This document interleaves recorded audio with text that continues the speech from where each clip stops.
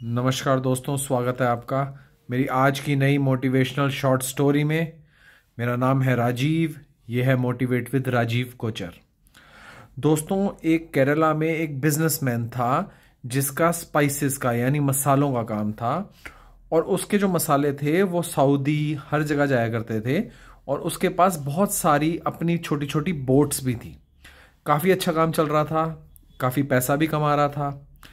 अचानक ही उसको पता लगा कि इस महीने से उसके बच्चों की छुट्टियां होने वाली हैं, जो वेकेशंस होती हैं, समर वेकेशंस। अब जी उस आदमी ने क्या करा कि अपनी उसकी एक बोट थी जिसमें उसकी फैमिली अक्सर घूमने जाया करती थी, बच्चे अक्सर घूमने जाया करते थे बैक वाटर्स में। तो उसने क्या करा कि अपना जो एक जानकार पेंटर था उसको बुलाया, उसको बोला इसको अच्छे तरीके से बोट को रंग दो।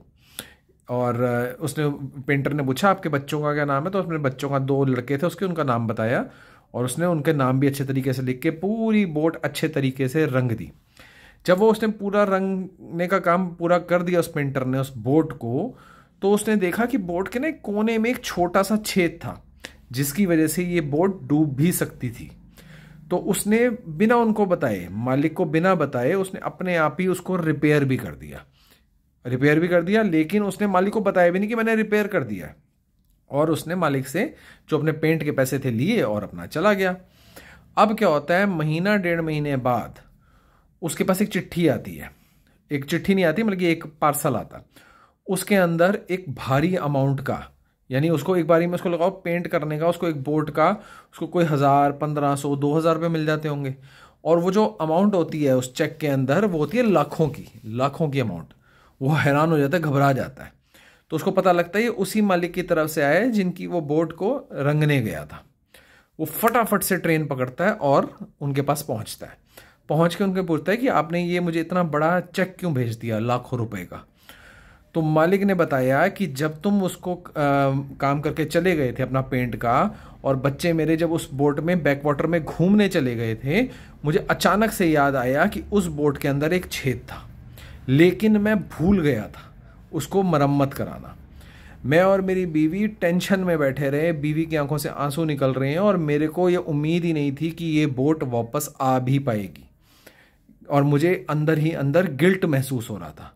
लेकिन बच्चे आए, बच्चे बहुत खुश थे, और जब मैंने बोट को चेक करा तो वो मरम्मत हुई हुई थी। तब मुझे पता लगा कि वो तुमने बिना बताए ही मरम्मत कर दी थी।